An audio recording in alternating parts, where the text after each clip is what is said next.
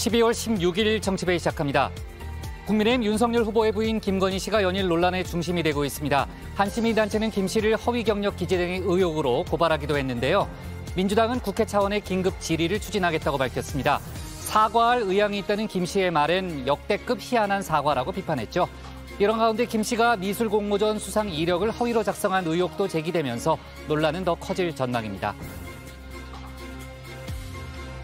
민주당 이재명 후보의 장남이 상습적으로 불법 도박을 했다는 논란에 휩싸였습니다. 한 온라인 커뮤니티에 이기고 싶다는 닉네임으로 200개 이상의 도박 경험담을 올렸는데요. 스스로를 도박 중독자라 칭하기도 했습니다. 이재명 후보는 제 아들이 맞다며 부모로서 자식을 가르침에 부족함이 있었다고 머리 숙여 사과했습니다. 모레부터 전국의 사적 모임 허용 인원이 4명으로 제한됩니다. 식당과 카페는 오후 9시까지만 이용할 수 있습니다. 코로나 확진자가 폭증하면서 위드 코로나가 결국 멈춘 건데요. 한 달 만에 수도권 학교 전면 등교도 중단됐습니다.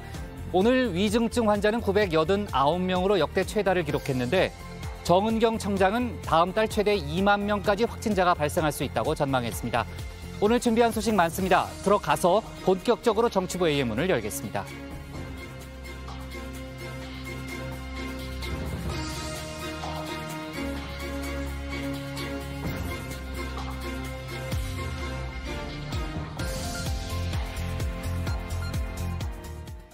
국가대표 정치뉴스쇼 정치배이 시작하겠습니다. 오늘 회의는 신체커 박마커, 류실장 조멘토, 그리고 정치부의 예청자 정 의원들과 함께하겠습니다. 속보 실시간 반영하면서 열어놓고 회의를 진행하죠. 신체권 준비가 되면 나가서 이제 발제 준비하고요. 류 실장, 지금 여야 후보들의 가족 리스크가 대선판을 달구고 있잖아요. 오늘 이제 이재명 후보 아들의 이제 상습 도박 의혹까지 불거지면서 지금 이제 여야 공방이 상당히 뜨거운 상황이고, 민주당과 국민의힘은 이제 서로 상대방 후보를 이제 공격하는 그런 상황이잖아요. 이따가 이제 상황실과 톡쏘는 정치에서 저희가 자세히 짚어보도록 하고요. 참 이재명 후보의 아들이 직접 조금 전에 사과문을 내기도 했더라고요. 자, 그리고요. 오늘 이제 각 후보의 그 행보를 좀 짚어보면요. 이재명 후보가 인터넷 언론사들과 합동 인터뷰를 가졌잖아요.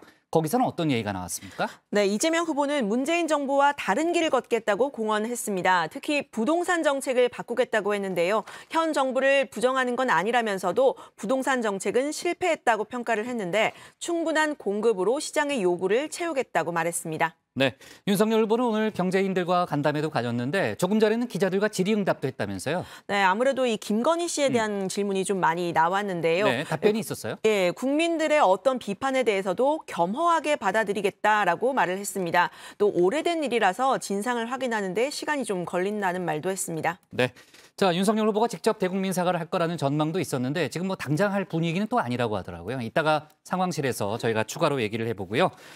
지금 이제 정의당 등 제3지대는 민주당과 국민의힘을 함께 비판하고 있는데 그 얘기도 이따가 저희가 주민 등에서 해보도록 하겠습니다. 신혜원의 뉴스픽5부터 오늘의 정치부회의 출발하겠습니다.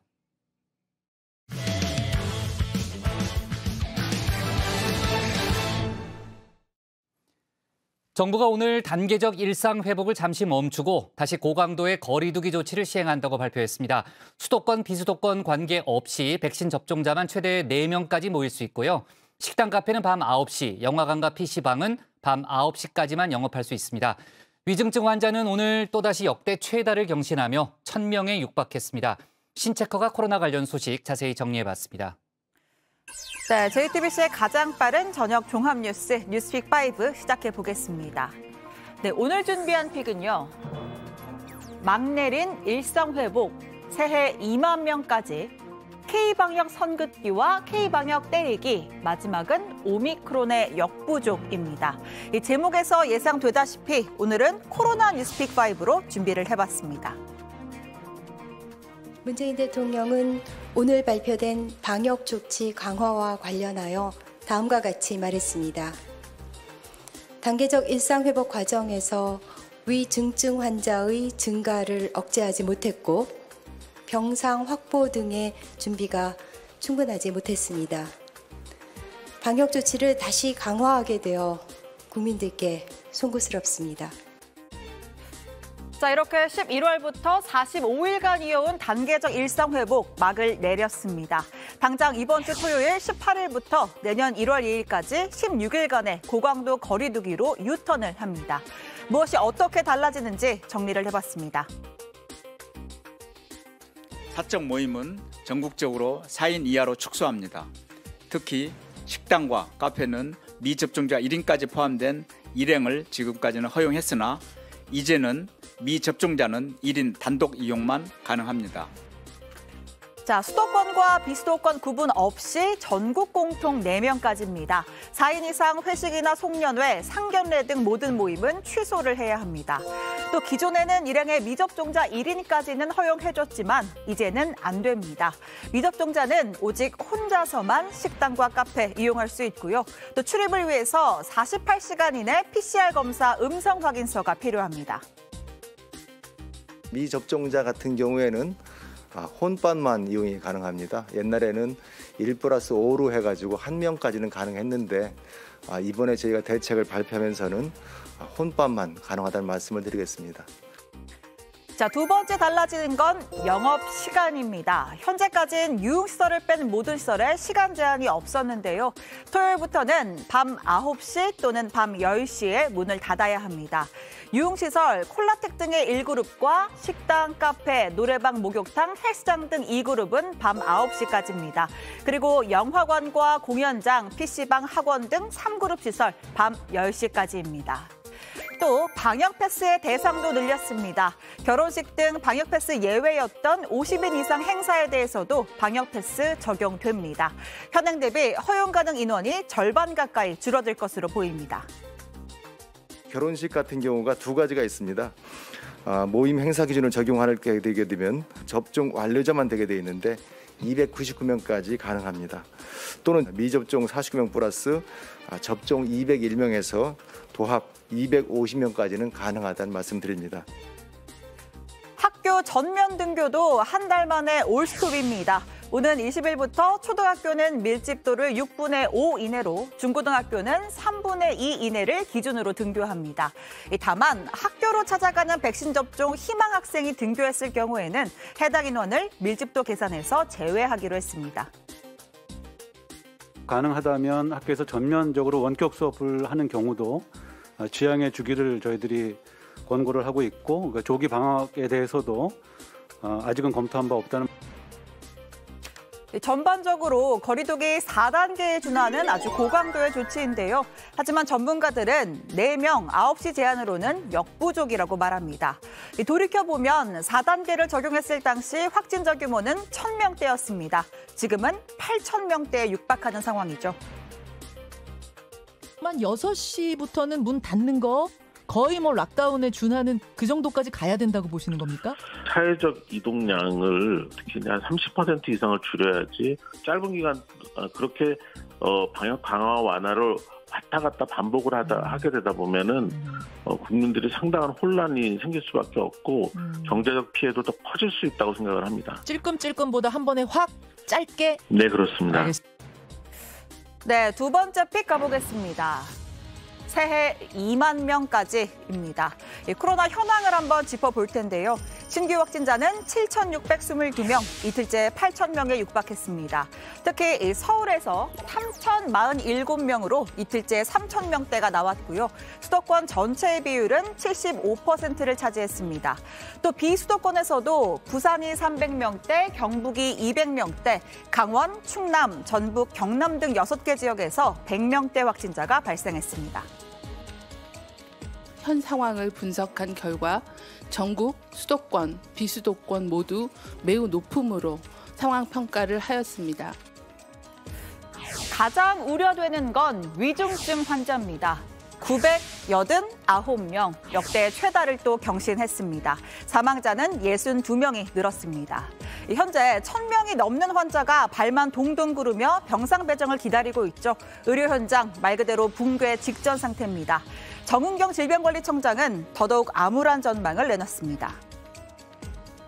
의식장애가 있거나 호흡곤란이 있거나 조절되지 않는 발열, 당뇨, 정신질환자, 투석 환자들은 입원을 해야 될 거 아니에요. 지금 병상이 전국에 다 없기 때문에 지금 집에서 이제 대기하면서 병상이 나기를 기다리고 있는데 12월 중 약 1만 명, 내년 1월 중에는 최대 2만 명까지 확진자가 발생할 수 있으며 위중증 환자의 경우도 유행이 지속하는 경우에는 12월에 약 1,600명에서 1,800명, 유행이 악화되는 경우에는 약 1,800명에서 1,900명까지도 발생할 수 있을 걸로 예상하였습니다.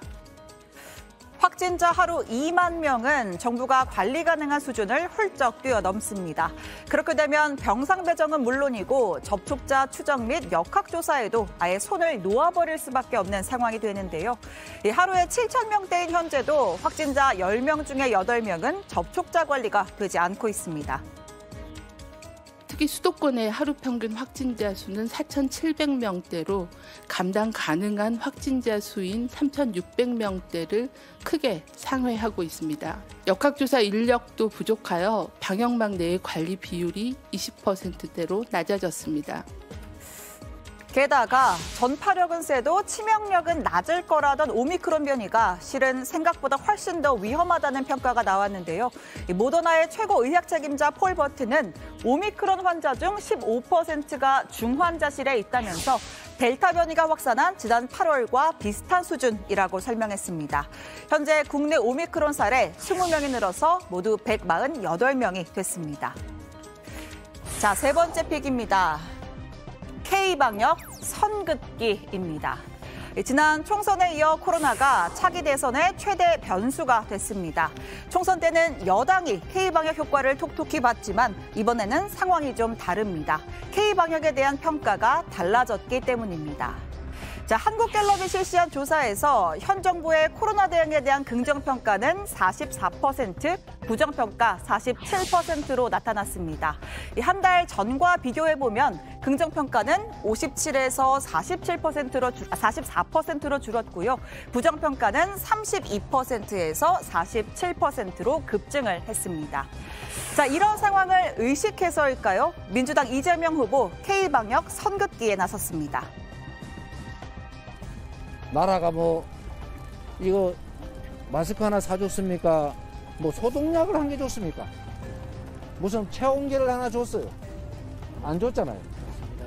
다른 외국들 다른 나라 같으면요, 그거 마스크 안 사주고 마스크 쓰라, 안 쓰면 집 앞에 나오지 말라고 하면 폭동 납니다. 폭동. 네, 야당 후보의 말이라고 해도 이상하지 않을 정도의 수위가 높은 발언입니다. 올해 초만 해도 이재명 후보는 K방역이 세계가 인정하는 방역 성과를 내고 있는 건 부인할 수 없는 사실이다. 오늘도 흔들림 없이 정부의 방역에 함께한다. K방역 굳건히 계속된다라면서 이 K방역을 치하했었습니다. 소상공인을 지원하는 방법은 저리를 빌려주고 연계해주고 하는데 결국 빚이거든요. 네. 다른 나라는 주로 현금 지원을 했어요. 우리나라는 돈 빌려주는 것만 주로 해가지고 소상공인들이 시간 지나면 다 파산하게 생겼습니다. 전 세계에서 우리처럼 지원이 적은 나라도 없으니까. 또 이 후보는 문 대통령이 호주 순방 중이던 지난 14일 긴급 성명을 발표했습니다. 정부와 당 측에 즉각적인 사회적 거리두기 강화, 소상공인 자영업자에 대한 선보상 선지원, 그리고 백신 국가 책임제 시행 등을 요구하고 나섰습니다. 코로나 피해에 대한 온전한 보상을 수차례 강조한 바 있습니다. 특별한 희생에는 특별한 보상이 따라야 합니다. 관련해 문재인 대통령은 오늘 소상공인 자영업자를 최대한 두텁게 지원할 수 있는 방안 조속히 확정하겠다고 했습니다. 영업 제한뿐만 아니라 모임 인원 제한에 대한 피해 보상 역시 보상 대상에 포함할 것으로 보입니다. 정부는 기민하게 대응하고 국민들과 함께 인내심을 가지고 극복해 나가겠습니다. 특히 일상 회복으로 기대가 컸던 소상공인과 자영업자들의 상실감이 크므로 손실 보상과 함께 방역 협조에 대해 최대한 두텁게 지원할 수 있는 방안을 조속히 확정하여 신속하게 집행하겠습니다. 네, 네 번째 픽은 K방역 때리기입니다. 자, 민주당과 이재명 후보가 K방역에 선긋기를 하고 있다면 국민의힘과 윤석열 후보는 적극적인 때리기에 나선 모양새입니다. 윤석열 후보는 문재인 정부의 코로나 대응은 총체적인 실패라면서 결국 K방역이 정치방역이었음이 드러났다라고 일갈했습니다. 국민의 일상과 자영업자의 생계에 대한 침해를 최소화하며 역학자료를 바탕으로 한 과학적 거리두기로 정치 방역이 아닌 과학 방역으로 전환해야 합니다. 무너진 의료체계 점검이 필요하고 국가의 방역체계, 감염병 정책 수립 시 의료진과의 더욱 긴밀한 소통과 이 논의가 필요하다고 생각합니다. 윤 후보는 오늘 대한의사협회 사무실을 찾아 코로나 대응 개선 방안을 논의했습니다. 국민의힘도 김종인 총괄 선대위원장 주재로 위드 코로나 긴급점검 토론회를 열고 지원 사격에 나섰는데요. 문재인 정부의 무능무책임 독선이 비롯된 인재라고 얘기를 할 수가 있습니다. 방역 정보 및 지표의 투명성이 결여되어 있고 백신 효과, 부작용 등에 대한 대국민 설명이 부족하고 사전 준비와 구체적인 콘텐츠 플랜도 없이 대선을 의식한 위드 코로나를 시행하는 겁니다. 네, 김종인 위원장은 자영업자 손실보상을 위한 추경 편성에도 긍정적 입장 내비쳤습니다. 일단은 기존 방역 예산과 같이 정부 예비비를 활용하되 부족하다면 추경도 할 수 있다는 건데요. 앞서 김 위원장은 추경에 부정적 의사를 드러냈다가 윤석열 후보와의 엇박자 논란이 일자 입장을 선회한 것으로 보입니다. 50조의 재원을 만드는 데는 빠르면 빠를수록 좋습니다. 그리고 꼭 뭐 제가 선거에서 이겨가지고 대통령이 돼서 시작을 안 하더라도 빨리 이 정부에서 실시하면 더 좋다고 저는 생각합니다. 정부는 이미 예산 편성을 갖다가 완료를 했기 때문에 그래도 자원이 부족하다고 생각할 것 같으면은 앞으로 3개월 동안에 이 정부가 해야 할 추경 같은 것을 한번 생각해 볼 필요가 있지 않겠나 이렇게 생각합니다. 자, 오늘의 마지막 픽입니다. 오미크론의 역부족입니다. 자, 기존 백신이 과연 오미크론을 막을 수 있을지가 국제사회의 초미의 관심사입니다. 화이자, 모더나, 얀센 백신 모두 2차 접종만으론 오미크론의 효과가 떨어진다는 미국 하버드대와 MIT 연구진의 연구 결과가 나왔습니다. 반드시 부스터샷, 추가 접종을 해야만 보호 효과가 복원된다는 건데요. 미국과 유럽 등지에선 곧 오미크론이 우세종이 될 것이라며 추가 접종에 속도를 내고 있습니다. 자, 목요일 뉴스픽 여기까지입니다. 들어가서 원픽 꼽아보겠습니다. 뉴스픽 5였습니다. 네, 지금 이제 오미크론 상황이 매우 안 좋죠. 영국 같은 경우에도 한 40%가 부스터샷을 맞았다고 하는데 하루에 확진자가 8만 명까지 좀 나오고 있는 상황이고 오미크론이 우세종이 됐다는 그런 얘기가 있었습니다. 중국에도 이제 오미크론 확진자가 나와가지고 지금 이제 베이징 올림픽을 앞두고 상당히 비상이 걸렸다는 그런 얘기도 있는데요. 자, 아까 이제 신착거가 자세히 설명했지만 정부가 40여일 만에 한 6주 만에 위드 코로나 단계적 일상 회복을 멈췄습니다. 일단 중단을 했고요. 그만큼 지금 상황이 매우 안 좋다는 건데 전면 등교도 뭐 한 달 만에 중단이 된 그런 상황이고요. 자, 정부가 오늘 발표한 특단의 조치들 어떤 내용입니까? 한번 자세히 좀 짚어볼까요? 일단 그 시간과 인원수가 핵심인데요. 식당과 카페, 헬스장은 다시 밤 9시까지만 문을 열 수 있고요. 영화관, PC방 등은 밤 10시까지만 영업이 가능합니다. 사적 모임은 4명까지 모일 수 있는데요. 미접종자는 모임에 낄 수 없고요. 혼밥만 가능합니다. 기간은 이번 주 토요일부터 내년 1월 2일까지 16일간 시행됩니다. 네. 자, 연말에 모임을 기획했던 사람들이 지금 뭐 상당히 혼선을 겪고 있다는 얘기도 들리는데 결혼식이나 돌잔치 같은 행사들은 그럼 어떻게 되는 거예요? 네, 백신 접종 여부와 관계없이는 최대 49명까지만 참석을 할 수 있고요. 그 이상의 인원이 모이려면 백신을 맞은 사람의 경우에 한해서 299명까지 참석 가능합니다. 이 백신 미접종자가 포함되느냐에 따라서 허용 인원이 크게 달라지는 겁니다. 한편 종교시설은 이번 강화 대상에서 빠졌는데요. 당국이 종교시설 포함도 논의를 했지만 추가 검토가 필요해서 이 문체부 등 소관부처에서 방안을 마련한 이후에 빠른 시일 내에 추가 발표하기로 했다고 밝혔습니다. 네. 자, 다시 방역 조치가 강화된 데 대해서 문재인 대통령이 조금 전에 송구하다는 입장을 직접 밝혔죠. 네, 그렇습니다. 문 대통령은 단계적인 일상 회복 과정에서 위중증 환자의 증가를 억제하지 못했고 병상 확보 등의 준비가 충분하지 못했다면서 국민께 송구하다고 사과를 했습니다. 청와대 관계자는 방역 조치 강화로 국민 여러분께 여러 가지 불편을 초래하게 되고 또 소상공인, 자영업자의 시름이 깊어지게 된 것에 대해서 대통령이 직접 사과한 것이라고 설명을 했습니다. 네. 지금 연말 특수를 기대했던 자영업자들이 정말 패닉에 빠졌다라는 그런 얘기가 있고요. 벼랑 끝에 몰렸다. 지금 이제 반발도 상당히 심한 그런 상황이고 문재인 대통령이 소상공인이나 자영업자에 대해서 두텁게 지원하는 방안을 검토하라는 그런 지시를 내렸고 아까 이제 신채커도 설명했지만 정치권에서도 지금 이제 추경 얘기가 거론이 되고 있잖아요. 물론 이제 여야의 생각이 약간 다르지만요. 조멘토 청와대의 입장은 어떤 거예요, 정확하게? 네, 청와대는 다양한 신속 지원 방안을 여러 가지 가능성을 열어두고 검토하고 있다면서도 현재로서는 추경을 검토하고 있지 않다라고 했습니다.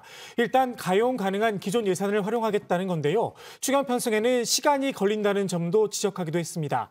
이호승 청와대 정책실장은 손실보상에 영업 제한뿐 아니라 인원 제한까지 포함하는 방향으로 법 개정을 검토하고 있다 이렇게 밝혔습니다. 네. 자, 신체커하고는 오늘의 원픽은 뭡니까? 네, 오늘은 코로나로 하겠습니다. 다시 멈춘 일상, 4명이서 밤 9시까지만입니다.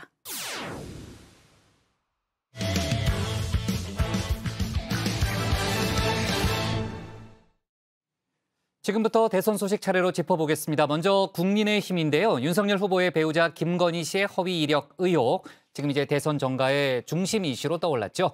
윤석열 후보는 국민 비판을 겸허하게 받아들인다는 입장이라고 했는데 김 씨가 공식 석상에 나와서 사과를 할 가능성에 대해서는 일단 선을 그었습니다. 민주당은 그야말로 맹공을 펴고 있는데요. 류정아 상황실장이 관련 내용 정리해봤습니다. 네, 윤석열 후보의 부인 김건희 씨의 허위 경력 의혹, 이 5개의 대학에 낸 이력서가 모두 문제가 됐습니다. 학력과 수상 이력을 부풀리거나 허위 경력 또 재직 증명서를 제시를 했다는 건데요. 이 중에서 윤 후보와 결혼한 2012년 이후에 이력서를 낸 곳 안양대와 국민대 이 2곳입니다. 윤 후보와 결혼 후인 2013년 안양대에 지원할 땐 대한민국 애니메이션 대상 특별상을 대상으로 썼고 국민대 지원 땐 서울대 경영전문대학원 석사를 경영학과 석사로 적은 것 등이 도마에 올랐습니다. 이렇게 경력을 부풀리거나 허위로 작성한 의혹이 반복되다 보니까 고의성 또 도덕성 논란까지 제기되고 있습니다. 네. 윤 후보와의 결혼 전 일이다 이렇게 선을 그었던 국민의힘의 해명 힘을 잃게 됐습니다. 그 전의 일에 대해서 후보에게 책임을 묻는 것은 과하다 이런 생각이 들고요. 이재명 후보 같은 경우에는 본인의 과오로 해가지고 전과가 4개 정도 있는 그런 후보입니다. 그렇다고 해서 저희가 그 부분에 대해서 사과하라고 매일 저희가 종용하진 않거든요. 대통령 부인이 아니라 이 대통령을 뽑는 거다. 이런 해명 역시 설득력이 좀 떨어지는 듯한데요. 일단 여론상으로 좀 살펴보면요. MBC 조사 결과 후보 배우자에 대해서도 검증이 필요하다. 특히 이 사생활을 차치하고서라도 도덕성과 비리 의혹 중심으로 검증해야 한다는 의견 54.5%로 절반을 넘었습니다. 김 씨의 의혹들 이 법적으로는요. 대학의 교원 채용을 방해한 업무 방해 혐의, 그리고 재직증명서 등 조작 혐의가 만약에 드러나게 된다면 사문서 위조 혐의가 적용될 수 있습니다. 하지만 법적 책임을 물을 수 있는 공소시효 7년 지났다는 게 이 법조계의 중론인데요. 지금 중요한 거는 유권자가 한 표를 결정할 수 있는 근거를 주는 겁니다. 문제는 윤석열 후보의 태도일 듯한데요. 오늘 공식적으로 사과를 할 거냐라는 기자들의 질문에는 일단 선을 그었습니다. 김건희 씨 관련해가지고 그 부인이나 그 후보께서 공식 사과하실 의향은 없으십니까? 어제 사과하신다고 했는데 공식 사과하실 의향은 없으신가요? 네, 앞서 관훈 토론에서는요, 이 경력 논란에 대해서 애매하게 말을 했었는데요. 논란이 계속되자 부인 김건희 씨가 국민들의 불편함, 피로감에 대해서 사과드린다라고 했습니다. 윤 후보는 이 사과하려는 태도 적절하다면서 국민의 눈높이를 강조를 했는데요. 다만 이 제3자의 위치에 선 듯한 뉘앙스가 느껴지는 말이었습니다. 이런 의혹과 논란 자체가 여권의 기획 공세일 수도 있다, 이런 말도 했는데요. 직접 들어보시죠. 부분적으로는 모르겠습니다만 전체적으로 허위 경력은 아니고 그리고 그 수상이라고 하는 것이 완전히 날조된 것이 아니라 저도 뭐 사과했다는 건 지금 나오면서 봤는데요. 제가 볼 때는 막 그런 태도는 뭐 적절한 것으로 저는 보여지고 어찌됐든 본인 입장에서 할 말이 아무리 많다 하더라도 그리고 또 여권의 이런 그 공세가 좀 기획 공세고 아무리 부당하다고 느껴진다 하더라도 국민의 눈높이에 와 국민의 기대에서 봤을 때 조금이라도 미흡한 게 있다면 국민들께는 이 부분에 대해서 송구한 마음을 갖는 것이 그게 맞다고 저는 생각합니다. 네. 네, 결론적으로 이 송구한 마음을 갖는 게 맞다라고 하기 불과 몇 시간 전에는요. 격앙된 태도로 의혹을 반박했었죠. 수사과정에 딱 박사과정에 얘기를 하는 거야. 그래서 그냥 겸임교수라는 그러고 무슨 뭐 채용 비리 뭐 이러는데 이런 자료 보고 뽑는 게 아닙니다. 네, 윤 후보는 이렇게 현실을 잘 보라라고 했는데 현실 속의 시간 강사와 겸임 교수들 항의 성명을 냈습니다. 윤 후보의 발언을 들은 이 시간 강사들은 심각한 모멸감을 느꼈을 거라면서 공개 사과까지 요구를 했는데요. 겸임 교수가 시간 강사의 처우와 거의 비슷하게 열악하다는 건 맞지만 김 씨의 경우에는 겸임 교수로 채용됐던 것이란 점을 분명히 했습니다. 겸임 교수는 무슨 자료도 보지 않고 그냥 뽑는 게 아니다. 수원여대에서 그랬다면 심각한 채용 비리가 있었던 것이고 수원여대에서 무슨 자료를 보고 뽑았는데 그 자료에 허위가 있다면 심각한 문서 위조가 된다. 네, 부인 김건희 씨의 태도 역시 논란을 낳았습니다. 이 이력을 부풀렸다는 논란, 처음 불거졌던 이틀 전에 돋보이려고 한 욕심, 그것도 죄라면 죄라고 말을 한 겁니다. 이후에 김 씨가 경호원과 함께 얼굴을 가린 채 이 카메라를 피하는 모습이 포착이 됐는데요. 이렇게까지 피해야 하느냐, 여권에서는 공세를 폈죠. 어제는 사과할 의향이 있다라고 했다가 기자가 재차 묻자 사과한다라고 다시 말을 하는 모습을 보이기도 했는데요. 이 김 씨의 사과가 충분하냐, 그렇지 않느냐 의견이 갈렸습니다. 일단 국민의힘은 선대위 차원의 사과에는 선을 그었습니다. 김건희 씨가 더 공식적인 차원에서 사과를 할지에 대해서는 김종인 총괄선대위원장은 앞으로 어떻게 사과를 표현하는지 지켜봐야 한다라고 한 반면에 윤석열 후보는 사과를 할 예정이라는 건 아니라고 말을 했습니다. 이후의 대응, 윤 후보의 결정에 달린 듯한데요. 선대위에서 그 문제를 갖다 이제 논의할 사항은 아니고 본인이 사과를 하겠다는 의사를 갖다 피력을 했기 때문에 정리된 대로 아마 후보 스스로가 그 문제에 대한 해답을 내놓을 거라고 생각하기 때문에 그건 후보에다가 일단 이름하는 수밖에 없다. 네, 현재 이 김건희 씨는 매우 힘들어하고 있다고 하죠. 등판 시점도 더 불분명해졌습니다. 김 씨와 직접 연락을 했다는 오마이뉴스 기자는 이렇게 전했는데요. 그거에 대해서는 뭐 특별하게 직접 언급은 안 했는데요. 네. 아무튼 지금 이제 여러 가지 뭐 허위 경력 문제, 그다음에 뭐 줄리 의혹에 관한 문제 이런 것들이 있으니까 네. 그런 것들 때문에 상당히 이제 힘들다 이런 얘기였던 것 같습니다. 아마도 이제 등판을 하려고 했는데 네. 지금 약간 좀 그게 어그러진 상황이잖아요. 이제 그런 것들도 상당히 막 부담이 됐던 것 같아요. 네, 민주당은 그야말로 맹공을 펴고 있습니다. 공정과 법치를 말하던 윤 후보, 본인과 가족 문제에서는 다른 모습을 보이고 있다고 한 건데요. 윤석열과 내로남불을 합친 윤로남불이라고 했습니다. 반칙, 그리고 위선 오만 이 세 가지입니다. 자기 경력을 부풀리고 심지어 조작까지 했다는 의혹은 한마디로 반칙을 했다는 겁니다. 그동안 윤석열 후보가 검찰총장 출신으로서 공정할 것이다라고 생각을 했는데 이 모든 게 착각이었다라는 지금 드러난 의혹으로만 보면 이토록 위선적일 수 있을까라는 그런 겉으로는 공정, 속으로는 위선 이런 느낌이 드는 거고요. 여기서 네, 윤 후보와 김 씨의 태도 역시 문제를 삼았습니다. 김건희 씨 본인은 사실관계를 떠나 사과할 의향이 있다라는 듣도 보도 못한 희한한 사과를 했고 윤석열 후보 본인은 매우 억울해하면서 민주당의 기획이라고 주장하고 있습니다. 대통령이 당선되신다면 본인과 가족 그리고 측근의 과오를 인정하고 공정하게 조치하실 것인지 매우 의문입니다. 네, 이 김 씨의 허위 이력과 이 재직 증명서 관련 의혹, 조국 전 장관 딸의 표창장 의혹에 빗대는 얘기도 나왔는데요. 여권에서는 이런 반응도 있었습니다. 그러니까 저는 업보라고 봐요. 그렇게 조국 장관 가족은 그 뭐 표창장 위조했다고 그래가지고 저렇게까지 이제 탈탈 털어놨는데 그 뭐 자기 문제에 관해서는 그야말로 내로남불이 저럴 때 되는 거죠. 네, 반면 국민의힘은 사실관계가 잘못된 건 아니라고 선을 그었습니다. 이력과 경력을 조금 부풀려서 쓴 것일 뿐 법적인 문제는 없다는 해명인데요. 민주당 일각에서는 고발 조치도 검토를 하고 있다고 했죠. 수사 대상은 절대 아니라고 엄호에 나섰습니다. 부주의하게 조금 적은 것 아닌가 생각이 들고요.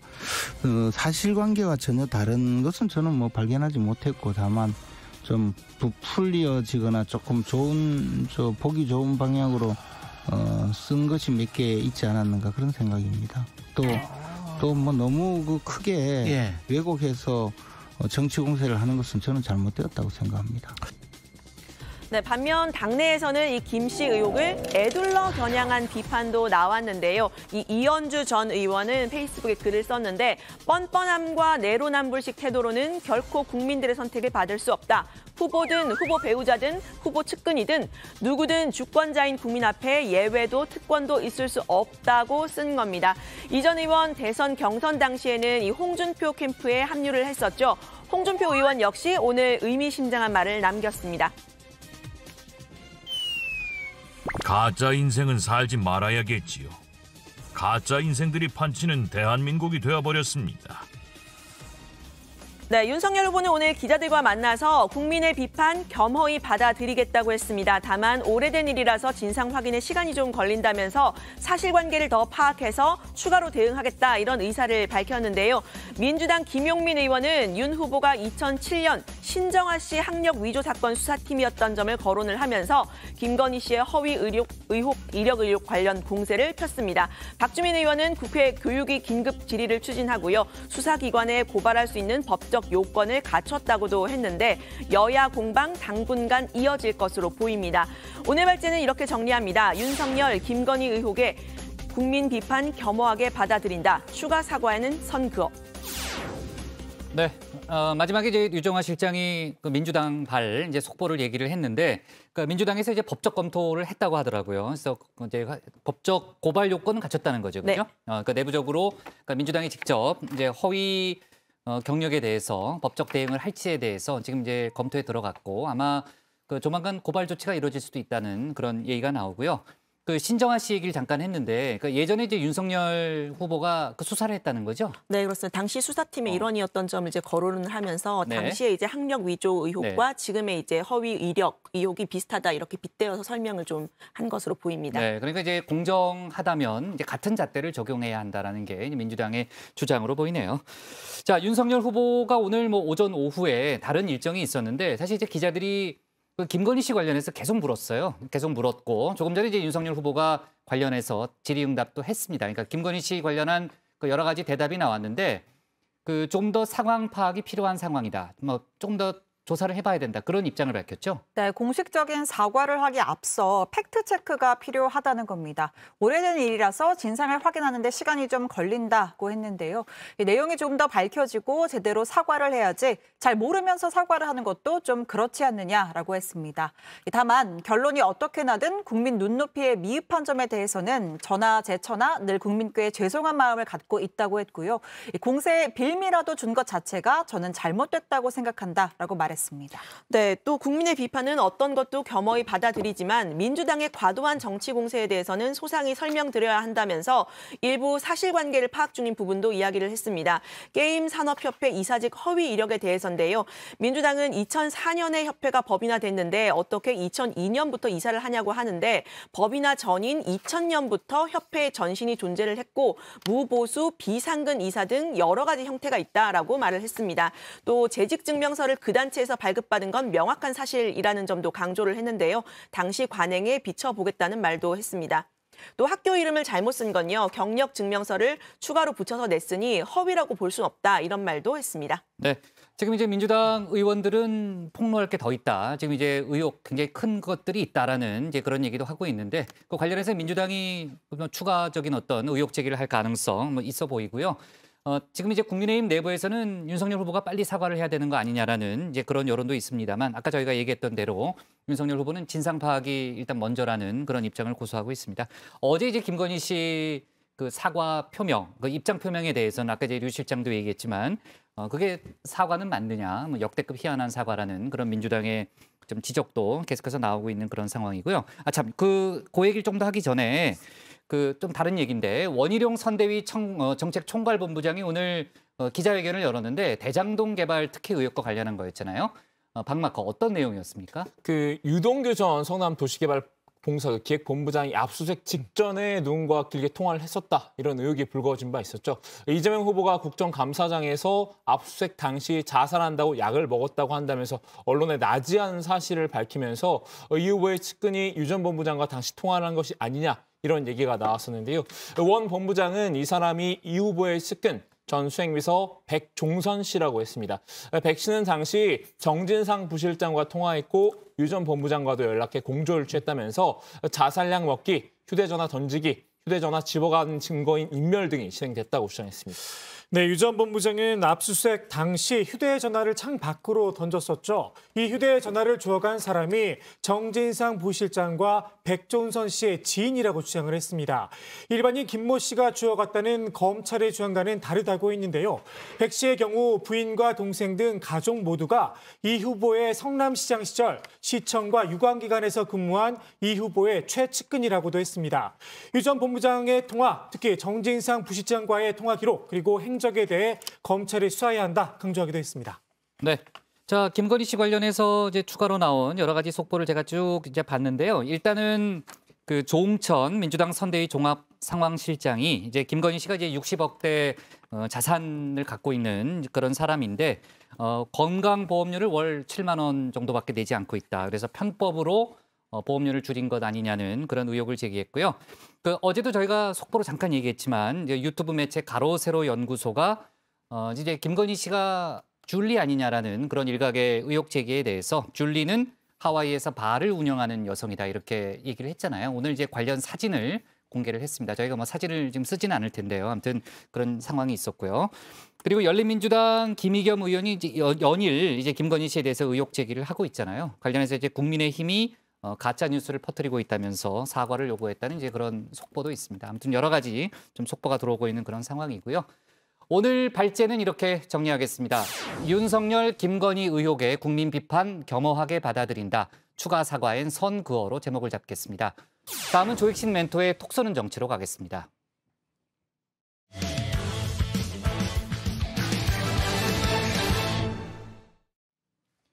이번엔 민주당 소식입니다. 이재명 후보의 장남이 상습적으로 불법 도박을 했다는 의혹이 오늘 제기됐죠. 이 후보는 부모 입장에서 참으로 죄송하다며 사실을 인정하고 사죄했습니다.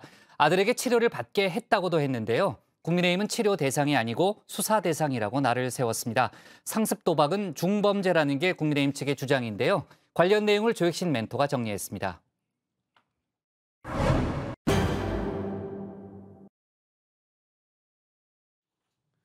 민주당 이재명 후보의 아들이 불법 도박을 한 정황이 있다. 조선일보의 보도가 있었죠. 이 후보의 장남이 포커 땡땡이란 온라인 커뮤니티에서 이기고 싶다는 닉네임으로 활동을 했다고 하는데요. 불법 도박을 해서 돈을 땄다. 퇴근 후에 불법 도박장에 가겠다는 등의 글을 수차례 올렸다는 겁니다. 국민의힘 윤석열 후보의 가족 문제를 집중 공격했던 민주당. 자직도 검증의 대상이다. 인정을 했습니다. 그러니까 어떤 가족 검증에 있어서 뭐 장남의 불법 도박도 당연히 포함이 된다고 봐야 되는 거죠. 맞습니다. 그 공적 영역과 사적 영역을 나눠봐야 될 텐데요. 네. 공적 영역이라면 당연히 따져야 될 부분이라고 생각합니다. 이재명 후보 역시 즉각 시인을 하고 고개를 숙였는데요. 부모로서 가르침이 부족했다면서 말입니다. 제 가족들과 관련해서 매우 불미스러운 일이 발생했습니다. 자식을 가르치는 부모 입장에서 참으로 죄송하다는 말씀을 드립니다. 앞으로 이런 일 발생하지 않도록 배전의 노력을 기울이겠다는 말씀을 드립니다. 국민 여러분께 매우 죄송하다는 말씀 다시 한번 드리고 깊이 사죄드립니다. 이 후보는 아들이 치료를 받도록 하겠다고도 밝혔는데요. 김건희 씨 논란에 수사에 몰렸던 국민의힘 그냥 넘어갈 순 없겠죠. 치료받고 끝낼 일이 아니다. 날을 세웠습니다. 명백한 범죄 행위를 단순한 카드 게임 사이트의 유혹에 빠진 치료 대상으로 치부했다는 겁니다. 20여 년 전의 그 이력서 과장 기재 내용을 가지고 이렇게 범죄라고 떠들던 분들은 마찬가지 잣대로 이재명 후보자의 아들 이 상습 도박 행위에 대해서 스스로 도박 중독자라고 이야기할 정도로 이런 사건을 철저하게 수사를 촉구하고 스스로가 그 수사를 자청해야 되리라고 생각합니다. 네. 형법에 따르면 도박을 한 사람에게는 1,000만 원 이하의 벌금이 부과될 수 있습니다. 상습 도박의 경우 책임이 더 무거운데요. 3년 이하의 징역 또는 2천만 원 이하 벌금형에 처해집니다. 이 후보 측 관계자는 법률에 따라 온당히 책임을 져야 한다는 게 아버지로서 후보의 입장이다 밝히기도 했습니다. 김건희 씨 논란으로 홍역을 치는 당사자죠. 윤석열 후보는 이 후보 아들의 도박 문제와 관련해선 말을 아꼈는데요. 가족 문제에 대놓고 각을 세우기엔 부담이 좀 있었나 봅니다. 도박 외국 불거진 부분에 대해서. 네. 글쎄 그거 뭐 본인 저도 아까 그 기사를 제대로 못 봤는데 뭐 어디에 뭐 그 본인이 사실상 시인하는 뭐 이런 그 자료가 다 있다면서요? 네? 저도 자세히 모르겠습니다. 그러니까 뭐 그 사건의 실체에 대해서는 뭐 이론이 아주 없는 거 아니죠? 윤 후보의 구구절절한 해명과 이 후보의 빠른 시인과 사과, 대비가 됐을 수도 있습니다. 윤 후보 관행이란 말까지 꺼냈었죠. 야, 그래서 그냥 뭐 해라는 시간 상태는 경인교수라는 그러고 무슨 뭐 채용 비리 뭐 이러는데 이런 자료 보고 뽑는 게 아닙니다. 그런 현실을 좀 잘 보고 이것이 관행이라든가 이런 거에 비추어가지고 이것이 어떤 건지를 좀 먼저 보고 하세요. 모든 학부모들이 이제 그 당시에 해온 일상 관행적으로 해온 그런 행위들을 너무 지나치게 부풀려서 그렇게 보도되는 것에 대해 너무 두렵다고 해야 할까요? 거대 양당 후보들의 가족 관련 의혹들, 정의당은 콩가루 대선이다 한마디로 정리를 했습니다. 이모 씨가 집중적으로 불법 도박을 했다고 자백한 작년 7월에도 이재명 후보는 경기도지사라는 책임 있는 공직자이자 유력한 집권여당의 대선 후보였습니다. 이미 대선은 콩가루가 되고 있습니다. 거대 양당을 대표하는 두 후보에 대한 의혹과 논란은 우리 사회 기득권의 윤리와 도덕의 실체를 보여주고 있습니다. 국민의당 안철수 후보는 좀 더 점잖은 표현을 사용했습니다. 수신제가 치국 편천하다 일침을 놓은 겁니다. 자기 스스로를 다스리지 않고 그리고 또 자기 가족이 화목하지 않은 상태에서 국가를 다스리기는 힘들다. 그런 아주 오랜 교훈이 있습니다. 그래서 의혹이 있다면 거기에 대해서 적극적으로 해명하는 것이 저는 옳다고 생각합니다. 특히 대선의 경우는 대한민국의 대통령이 되려는 분은 그 부분에 대해서 국민께 투명하게 그래서 만약에 좀 미진한 부분이 있다면 그 부분에 대해서 정확하게 말씀드리고 또 용서를 구하고 그런 일들이 반드시 필요하다고 생각합니다. 가족 간의 화목, 이 후보에겐 청와대와의 관계도 중요하겠죠. 이 역시 화목한 상황은 아닌데요. 이 후보가 던진 양도세 중과 유예, 청와대에서 반대 입장을 분명히 했습니다. 정부와 청와대는 그 지금의 주택시장 상황이라는 것이 매우 민감하고 중요한 어떤 전환점이기 때문에 이제 다주택자 양도세 같은 어떤 그 근간에 대한 논의는 상당히 신중해야 된다. 지금 시장 안정에 모든 노력을 집중을 해야 할 때다라는 상황 판단을 하고 있다는 점 말씀드립니다. 이 후보는 코로나19 재확산으로 어려움에 빠진 자영업자들에게 선 지원, 후 정산을 하자 주장하고 있죠. 청와대는 취지에는 공감한다면서도 추경 편성에 대해선 계획이 없다. 역시나 선을 그었습니다. 선 지원 방안이 채택이 되면 사후 손실 보상보다는 당장 뿌려야 되는 돈이 더 많아지는 건 사실이잖아요. 그럼에도 불구하고 추경 편성은 그 필요가 없는 겁니까? 현재로서는 추경까지를 검토하고 있지는 않고요. 예. 그냥 그러한 방향에서 예. 가장 신속하게 이제 선제적으로 지급해야 될 부분도 있을 것이고 네. 손실보상법에 따른 보상은 이제 매출을 비교해서 그에 따른 손실을 또 산정을 해야 되기 때문에 네. 좀 시차를 두고 진행을 해야 되지 않을까 봅니다. 이른바 이재명의 민주당, 자신의 경쟁력을 전면에 내세웠던 이 후보. 본인과 관련된 악재들은 결국 스스로 풀어갈 수밖에 없겠죠. 오늘의 톡 쏘는 한마디 이렇게 정리합니다. 제 탓이오, 제 탓이오, 저의 큰 탓이옵니다. 네, 자 앞에서 윤석열 후보의 부인 김건희 씨 관련 의혹을 다뤘고 오늘 새롭게 이제 이재명 후보의 아들 관련한 여러 가지 이제 논란이 제기되면서 아까 이제 정의당이 콩가루 대선이라는 그런 표현까지 쓰는 상황이 벌어졌는데요. 다만 이제 이재명 후보는 오늘 보도가 나온 직후에 이제 곧바로 이제 사과를 하는 이제 그런 모습을 좀 보였는데요. 자 아무튼 관련한 논란 어느 정도 어떻게 또 지속될지 저희가 지켜봐야 될 것 같습니다. 국민의힘이 계속해서 이제 공세를 펴고 있으니까 당분간 논란은 지속될 걸로 보이고요. 조금 전에 저희가 얘기했던 도박 의혹과 관련해서요. 이제 사실관계는 뭐 인정을 한 상황인데 아들이 직접 사과문을 올렸다는 거죠? 네, 그렇습니다. 이재명 후보의 장남은 저의 부적절한 처신으로 상처 입고 실망하신 분들께 진심으로 사죄드린다고 밝혔는데요. 이번 일을 계기로 반성하며 당사자로서 모든 일에 대해 책임을 지고 속죄의 시간을 갖겠다고 말했습니다. 한편 앞서 유튜브 채널 가로세로 연구소는 장남 이 씨를 상습 도박 등의 혐의로 서울경찰청에 고발했는데요. 고발 조치를 했습니까? 네, 그렇습니다. 네. 경찰은 상습 도박과 국민체육진흥법 위반 혐의를 적용을 해서 사건을 배당할 걸로 전해졌습니다. 경찰 측은 기본적인 사실관계를 확인하고 범죄 혐의점이 있는지 등을 파악할 예정이라면서 관련 절차에 따라 수사를 진행할 것이라고 설명했습니다. 네. 자, 관련해서 이제 그 장남이 이제 마사지 업소 후기도 올렸다라는 이제 그런 보도도 나왔는데 관련해서 이제 이재명 후보 측은 올린 글은 맞지만 성매매한 적은 없다라는 그런 입장을 밝혔다는 이제 그런 내용입니다.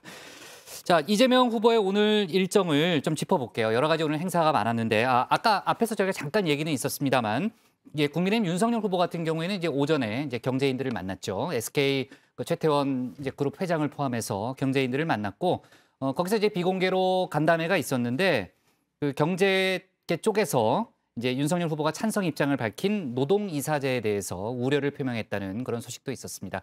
원래는 이게 이재명 후보가 내걸었던 공약인데 윤석열 후보도 찬성 입장을 이제 밝힌 그런 상황이고요. 오늘 오후에는 이제 대한의사협회 간담회가 있었고 이제 코로나 관련 입장은 앞서 저희가 뉴스픽에서 짚어본 바가 있습니다. 자, 이재명 후보도 오늘 일정이 많았어요. 일정이 많았는데 일단 영입 인사 5명을 새롭게 발표를 했죠. 네, 그렇습니다. 앞서 민주당은 인재 영입의 악재를 좀 겪었었죠. 여기에 대한 반성으로 국민 추천 국가 인재 플랫폼을 가동을 했는데요. 그 결과를 오늘 발표한 겁니다. 국민들에게 모두 630명의 인재를 추천받았다고 하는데요. 이 가운데 5명을 뽑았습니다. 고3 학생, 또 암투병 기업가, 응급실 간호사, 가난했던 의사, 기술기업 대표 등이 포함이 됐는데 이 후보는 이 가운데 고3인 정예람 학생을 주목했습니다. 이 후보의 말 직접 들어보시죠. 사실 우리나라의 정치 참여라고 하는 것이 매우 뒤늦은 시기에 시작된다라는 아쉬움이 있었습니다. 정예람 학생이 사회 문제에 깊이 관심을 가지고 일정한 역할을 만들어서 해왔다는 점은 정말 높이 평가할 일이고 앞으로도 우리 청소년들이 우리 사회 문제 또 우리의 정치 문제에 많은 관심을 갖고 직접 참여하는 그 좋은 계기로 만들고 싶습니다. 자, 지금 뭐 여야 막론하고 2030 세대 잡기에 지금 한창인데요. 이재명 후보는 유튜브 시리즈물을 공략 중이라고요. 네, 일명 쌀집 아저씨로 통하죠. 이재명 선대위에 합류한 김영희 소통본부장이 유튜브형 시리즈 제스파를 기획 중이라고 합니다. 재명 씨와 스트리트 그리고 파이터를 합성한 말이라고 하고요. 첫 번째 편으로 오징어 게임을 준비 중이라는 소식인데 이재명 후보와 민주당 의원들로 구성된 후보팀과 2030 청년팀이 야외에서 줄다리기와 구슬치기 등 게임을 진행한다고 합니다. 선대위 관계자는 이재명 후보가 청년들을 이해하고 자유롭게 소통까지 하는 기획이 될 것이라면서 선거용이 아니라 그 자체로 재밌는 영상을 준비하고 있다고 했습니다. 네. 자, 이재명 후보가 어제는 민주당 선대위가 만든 온라인 플랫폼이죠. 제명인의 마을 커피숍 코너에 달린 그 게시글에 일일이 본인이 이제 답을 달았는데 좀 여러 가지 답변이 있었죠. 네, 그렇습니다. 질문글에 직접 댓글을 달며 자신의 생각을 나눴는데요. 최근 머리색을 어둡게 바꾼 이유가 뭐냐라는 질문에 윤석열 후보보다 더 젊은데 나이 들었다고 생각하는 사람들이 많더라라고 답을 했습니다. 또 전역한 남성들을 위한 보상이 필요하다는 글을 읽고선 공감한다. 국가를 위해 희생한 것에 대한 상응하는 보상이 필요하다. 댓글을 달았습니다. 전두환 씨 공과에 대한 언급은 우클릭인가요? 라는 질문도 있었는데요. 용서받을 수 없는 중범죄라는 게 제 결론이다. 한 부분만 떼어내서 자꾸 언론이 그러는 것 같다. 전문을 읽어봐 달라 이렇게 거듭 해명을 했습니다. 사사건건 정부와 민주당 발목을 잡는다. 차라리 탈당하라 라는 댓글도 소개를 하면서 내가 민주당 후보인데 왜 탈당을 하겠나. 서로 협력해야지 부족하면 부족한 대로 라는 입장을 밝히기도 했습니다. 네. 이재명 후보가 오늘 사회 대전환위원회를 출범시켰는데 위원장이 추미애 전 법무장관이라는 거죠? 네, 그렇습니다. 추미애 전 법무부 장관이 본격적인 대선 지원 행보에 나선 건데요. 이재명 후보는 지대개혁과 디지털 전환, 교육혁신, 기후정의 등 4가지를 주제로 국가 발전 전략을 짜달라고 추 전 장관에게 주문했습니다. 이에 추 전 장관도 사회 대전환의 방향이 지금까지는 앞으로 치고 나가는 데 급급했다면 앞으로는 함께 더불어 할 수 있도록 약자가 안 생길 수 있도록 하는 게 큰 전환의 방향이라면서 이런 모토를 세워서 후보께 정책을 조언하겠다고 말했습니다. 네, 추미애 전 장관이 그동안 이제 명예선대위원장을 맡았잖아요. 그러니까 선대위 자체에서는 한 번은 물러나 있었는데 오늘 이제 임명이 됐기 때문에 이제 본격적으로 이제 선대위 활동에도 나설 걸로 보이잖아요. 유 실장, 당내에서는 여러 가지 목소리가 있는데 우려의 목소리도 있다면서요. 네, 그렇습니다. 최근에 추미애 전 장관이 소셜미디어에 국민의힘 윤석열 후보의 배우자 김건희 씨 논란을 집중적으로 부각을 했었죠. 이 가운데는 김 씨의 사생활 논란을 들춰내는 내용도 포함이 되어 있었습니다. 추 전 장관의 이런 행보에 대한 당내에서 우려의 목소리가 나왔는데요. 유인태 전 국회 사무총장의 말 들어보시죠. 저는 그거는 좀 해서는 안 될 일이라고 봐요. 사생활 부분이라고 하는 거는 이른바 줄리 의혹, 성형 의혹 이런 거요. 뭐 그런 걸 가지고 하면 오히려 역풍 맞을 수 있다고 봐요. 네, 추 전 장관이 이른바 강성 지지층의 목소리를 대변하고 있다는 점도 중도 확장에 부담이 된다 이런 지적도 있는데요. 앞서 이재명 후보가 조국 사태에 대해서 거듭 사과를 하자 추 전 장관이 조국에 대한 사과는 인간 존엄을 짓밟는 것이라면서 이 후보를 비판하고 나서기도 했었습니다. 좋습니다. 오늘의 톡쏘는 정치 이렇게 정리하도록 하겠습니다. 아들 도박, 이재명 사과, 중독 치료, 국민의힘 치료 대상, 중범죄 수사해야로 제목을 잡겠습니다. 다음은 박준호 마커의 주민입니다.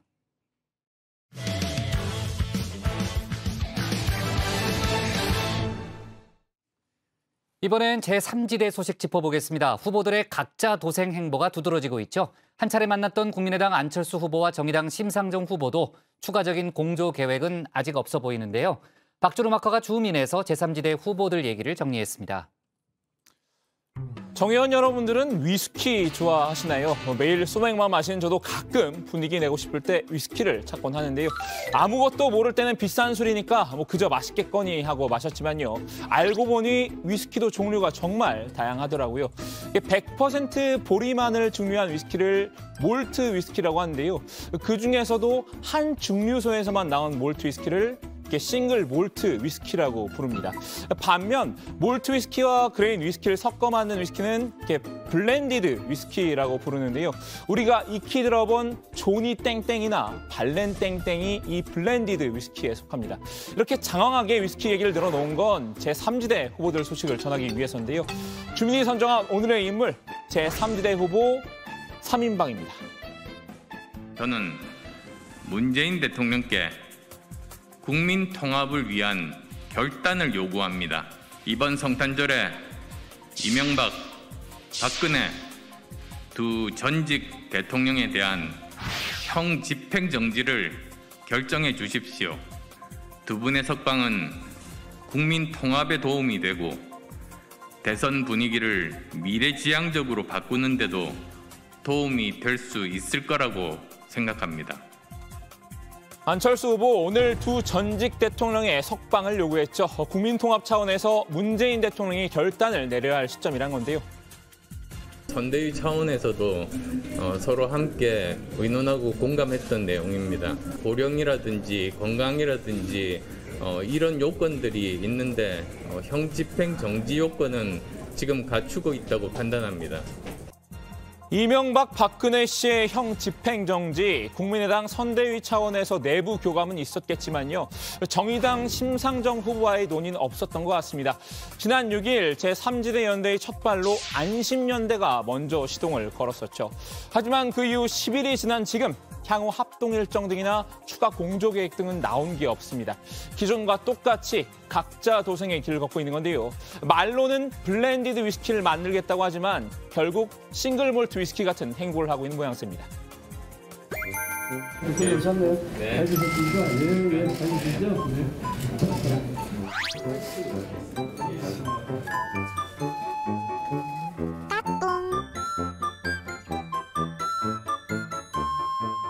김동연, 심상정, 안철수 세 후보 지난 13일 오전 국회의원회관에서 마주치기도 했었죠. 대학의 위기를 주제로 토론하는 자리였습니다. 처음엔 일부러 세 후보가 일정을 맞춰서 따로 자리를 마련한 건가 싶었는데 결론은 아니었습니다. 애초 주최 측에서 이재명 후보와 윤석열 후보도 초청을 했지만 두 사람은 선약 등을 이유로 참석하지 않은 겁니다. 그래서 우연히 이렇게 제3지대 후보 3명만 한 자리에 모이게 됐는데요. 물론 주제와 맞지 않지만 어렵사리 만난 만큼 연대와 단일화에 대한 이야기가 나오지 않을까 하는 기대감이 있었지만요. 예상은 빗나갔습니다. 제3지대 후보님들이 다 참석하셨는데 오늘 행사 참여는 계기로 연대 움직임이라고 생각하면 될까요? 지금 이 행사는 아시다시피 저희 당 소속인 이태규 의원께서 주최한 행사입니다. 그리고 이태규 의원 이야기가 모든 대선 후보들을 다 초청을 했다고 합니다. 근데 뭐 양당 후보들이 안 온 것이죠. 개별 위스키의 특색이 너무 도드라져서 섞이고 싶어도 결코 섞일 수 없는 걸까요? 사실 저희가 박마커 밴 단톡방이 또 있잖아요. 또 있어요? 알았어요. 저 말고 셋이서 단톡방을 만들었다는 우리 운영진 3명. 사실 너무 개성이 뚜렷한 분들이라 저도 그다지 섞이고 싶은 마음은 없습니다. 듣자니 이 3명 단톡방에서 마지막으로 대화를 나눈 시점이 지난해 말이라는군요. 사실상 없는 단톡방이나 마찬가지인데요. 아무래도 셋 다 자아가 강하다 보니 서로 자기들끼리도 소통에 어려움을 겪지 않았을까 싶은데요. 제가 유심히 살펴보니까 우리 운영진 3명과 이 제3지대 후보 3명이 서로 공통점이 한 가지씩 있더라고요. 그래서 공통적인 특징을 가진 인물들끼리 1대1로 짝지어봤습니다. 먼저 첫 번째 공통점, 독설입니다. 각자 계산기만 두드리며 책임 떠넘기기에 익숙한 여야. 이를 지켜보는 자영업자들은 이런 생각이 아닐까요? 오늘의 톡 쏘는 한마디 이렇게 정리합니다. 이게 정치냐? 네, 다정회에서 촌철살인을 담당하는 운영진이죠. 톡 쏘는 조익신 멘토인데요. 조 멘토와 공통점이 있는 제3지대 후보는 바로 심상정 후보입니다. 거대 양당 후보들은 원칙도 없이 비전도 제시하지 않고 표만 쫓아서 과거 속에서 표리부동하고 있습니다. 똑같이 대장동과 고발 사주로 사법 사슬에 묶여 있고 또 똑같이 전두환 재평가하고 심 후보, 거대 양당 후보들을 향해 연일 톡 쏘는 한마디를 던지고 있죠. 특히 이재명 후보와는 점점 더 확고히 선을 긋고 있는데요. 얄팍하게 표를 구하는 아주 위험천만한 포퓰리즘이 아니고 뭐겠습니까? 예. 그러니까 그런 대통령 후보는 국가관을 의심할 수밖에 없어요. 이 후보의 바로 이 발언 때문에 저런 말을 한 게 아닌가 싶습니다. 전두환도 공과가 병존합니다. 그러나 전체적으로 보면 전두환 삼저호황을 잘 활용해서 경제가 망가지지 않도록 경제가 제대로 움직일 수 있도록 한 것은 성과인 게 맞습니다. 윤석열 후보와 마찬가지로 전두환 씨를 재평가했다는 점을 문제 삼았는데요. 이 후보에게 자신과 단일화하지 말고 윤석열 후보와 단일화하라고 쏘아붙였습니다. 이제는 두 후보의 차이가 없어졌어요. 노선의 완벽한 일치를 지금 보고 있거든요. 두 분이 단일화하시는 것이 저는 국민들의 혼란을 줄이는 일이다. 이렇게 생각하고 아니 웃을 일이 아니라 실제 그렇습니다. 그럼 두 번째 공통점을 살펴볼까요? 바로 자화자찬입니다. 자, 찍었다 하면 맞추는 선견지명의 소유자 쉰토토가 찍은 뉴스 오늘도 함께하시죠. 오랜만에 쉰토토의 촉이 제대로 움직였습니다. 신혜원 체커의 부캐 자칭 신토토죠. 선견지명이 있다, 예지력이 뛰어나다 이런 의미에서 스스로를 신토토라고 부르고 있는데요. 여기 신토토 같은 분이 또 계셨습니다. 10년 전 2011년 미국의 한 회사에서 투자자를 구하고 있었습니다. 제가 살펴보니 다른 회사들과는 달리 메타버스 게임 플랫폼을 만들고 있었습니다. 10년 사이에 1287배 넘게 올랐습니다. 국민의당 안철수 후보 자신이 설립한 백신 소프트웨어 회사 안랩이 메타버스를 만든 미국 회사의 투자에 성공한 사례를 소개했는데요. 결국 하고 싶은 말은 이거였습니다. 시대 흐름과 미래를 읽는 리더십과 정치가 얼마나 중요한지 말씀드리기 위해서입니다. 이 하나의 사례는 과학기술 중심 사고를 기반으로 미래를 정확히 예측하는 통찰력이 얼마나 중요한가를 단적으로 보여줍니다. 자신이 미래와 시대의 흐름을 읽는 해안을 가졌다는 말인데요. 예측력이 다른 후보들에 비해 뛰어나다는 점을 강조하고 싶었던 모양입니다. 우리 신토토처럼 말이죠. 문재인 더불어민주당 후보가 당선되면 국민은 반으로 나뉘어 분열되고 사생결단하며 5년 내내 싸울 겁니다. 안타깝게도 그때 저희 걱정스러운 예언은 지난 4년 반 동안 현실이 되었습니다. 자, 다음으로 마지막 공통점은 무한 반복입니다. 맞아요 민지 코너 가보겠습니다. 맞아요 류민지로서 관련 소식 전해드리도록 하겠습니다. 바로 맞아요 류민지 유 실장이 나설 차례죠. 류정화 실장, 대선 후보들이 MZ세대 표심 공략에 나설 때마다 맞아요 류민지를 외치고 있습니다. 류 실장처럼 틈날 때마다 같은 이야기를 반복적으로 한 분이 있는데요. 저는 양당 구조를 깨고 더 나가서 정치 기득권을 깨는 데에 대해서 기득권 양당 구조를 깨고 정치권의 기득권을 틀을 깨는 데에 기득권 공학을 깨는 데 동의하고 다만 기존의 이 제3지대를 소위 하셨던 분들도 좀 성찰을 하셔야 될 것 같아요. 새로운 물결 김동연 후보입니다. 김 후보의 주장을 두 줄로 정리하면 이렇습니다. 기득권 양당 정치 구조를 깨야 한다. 기존 제3지대 후보들도 기득권으로서 반성과 성찰이 필요하다. 결국 자신은 기존 정치 세력과는 완전히 차별되는 마이웨이를 고수하겠다는 건데요. 그래도 매번 제3지대 후보들과 대화는 할 수 있다는 단서를 붙이고 있죠. 실제로 제3지대 후보 3명의 천안 삼거리 회동을 제안하기도 했지만 성사되진 않았었습니다. 자, 오늘은 이렇게 제3지대 후보들의 동향을 살펴봤는데요. 이제 대선까지 남은 기간은 80여일이죠. 셋 모두 싱글 몰트 위스키로서 독자 행보를 이어갈지 아니면 어떻게든 블렌디드 위스키 제조를 시도할지는 두고 볼 일입니다. 오늘 주민 한마디는 대선 전환추진위원회 신지혜 대변인의 말로 가름하겠습니다. 제3지대 후보가 아예 당선이 안 될 거다라고 생각하지만은 않습니다. 대한민국 정치가 워낙 오늘 다르고 내일 달라서 언제 어떻게 바뀔지 알 수 없어요. 네, 안철수 후보가 오늘 국민통합 관련 긴급 기자회견을 한다고 그랬는데 아까 이제 그 내용은 박마커가 소개를 했습니다. 이명박 박근혜 두 전직 대통령에 대해서 형 집행정지를 결정해달라라는 그런 내용이었는데 갑자기 이 내용이 나온 배경이 뭡니까? 어떤 취지예요? 네, 일단 안 후보는 문재인 대통령에게 이번 성탄절에 두 전직 대통령에 대한 형 집행 정지를 해줄 것을 요구를 했는데요. 국민 통합을 위한 결단이라는 점을 강조를 했습니다. 들어보시죠. 그분들이 잘못이 없어서가 아닙니다. 그분들의 구속을 정치 보복이라고 단정해서도 아닙니다. 하지만 이만하면 충분하지 않습니까?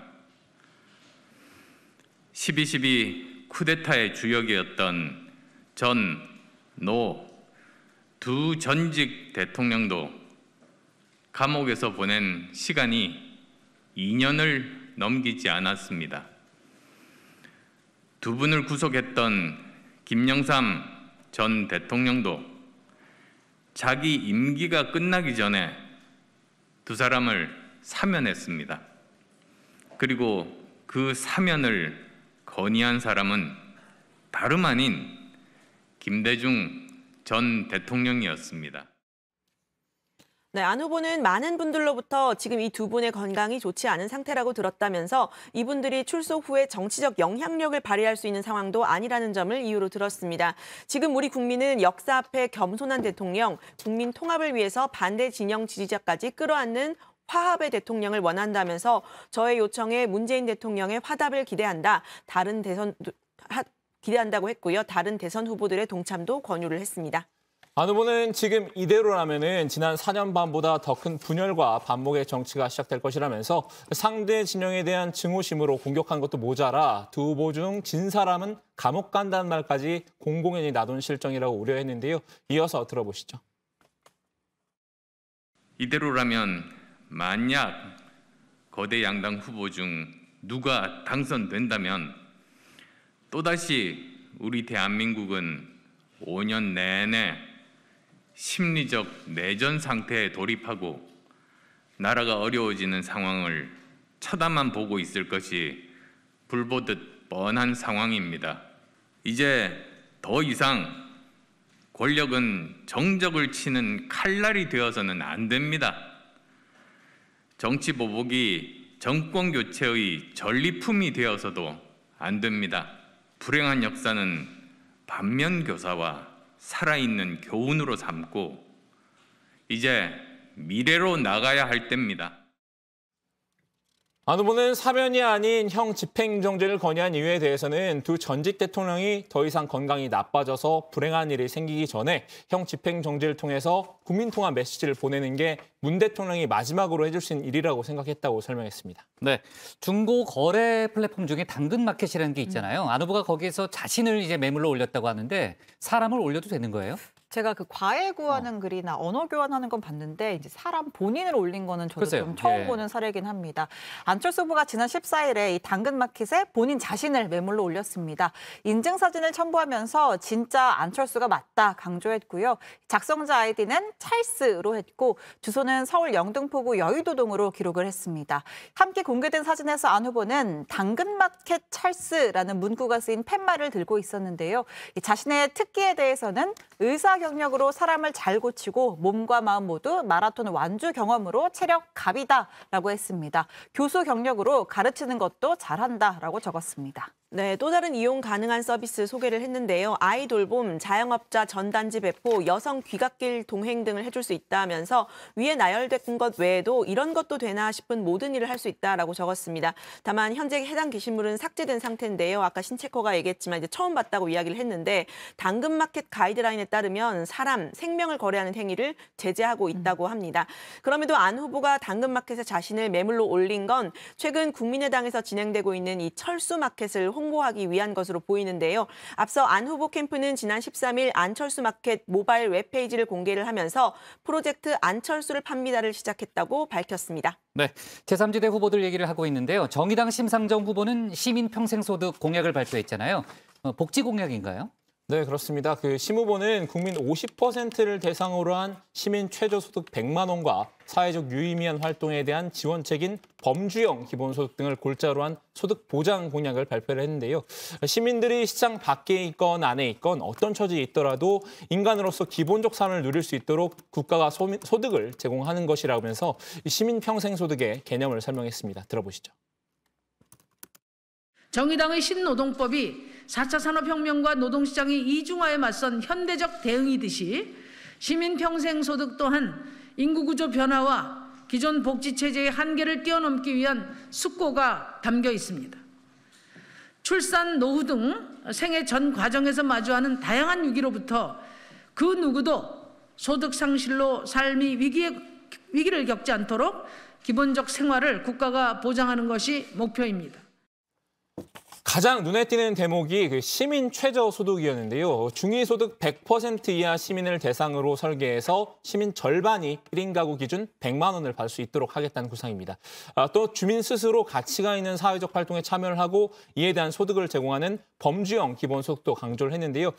예를 들자면은 생활 공간에서 탈탄소 전환을 위해 지역사회 그린 리모델링에 참여하는 시민에게 사회 임금을 지급을 하는 게 그 예로 들 수 있습니다. 네, 심 후보는 소득이 적은 불안정 취업자들도 모두 사회보험에 가입할 수 있는 시스템을 구축하겠다는 계획도 밝혔습니다. 취임 즉시 실시간 소득 파악을 국정 핵심 과제로 추진하고 이걸 토대로 일하는 시민 모두가 4대 보험 체제 안으로 들어올 수 있도록 하겠다는 방침인데요. 이 심 후보는 시민 평생소득과 신노동법으로 만들 21세기 신복지 국가는 대한민국을 평등한 시민공화국으로 완성시킬 것이라고 강조했습니다. 네. 자, 아까 그 집중 발제에서 다뤘던 이제 3명의 후보 중에 이제 김동연 새로운 물결 후보 같은 경우에도 오늘 나온 속보를 보니까요. 19일에 중앙당 창당 대회를 연다는 이제 그런 내용이고요. 창당 발기인 대회 후 8주 만에 중앙당을 창당하게 됐습니다. 지금 5개 시도당을 갖췄는데요. 부산, 경남, 충북, 충남, 경기 이렇게 5개 시도당을 갖췄고 아래로부터의 반란을 실천에 옮기겠다는 그런 얘기를 김동연 후보가 계속해서 하고 있습니다. 자, 좋습니다. 오늘 주민 제목 이렇게 정리하겠습니다. 시동건 안심연대 잠잠 제3지대 블렌디드 말고 싱글 몰트로 제목을 잡겠습니다. 자, 오늘 정치부에는 여기까지입니다. 아까 앞서도 얘기했지만 지금 이제 여야 대선 후보들 간에 이제 가족 리스크 공방이 이제 대선판을 달구고 있죠. 지금 이제 시민단체가 윤석열 후보 측을 고발을 했고 또 이재명 측에 대해서도 이제 가세현 가로세로연구소에서 고발 조치를 했기 때문에 또 검찰 수사로도 이뤄질 그런 사안입니다. 내일도 관련한 속보가 많이 나올 것 같은데요. 저희가 그 내용 잘 짚어서 준비하도록 하겠습니다. 저희는 내일 오후 4시 반에 다시 찾아뵙겠습니다.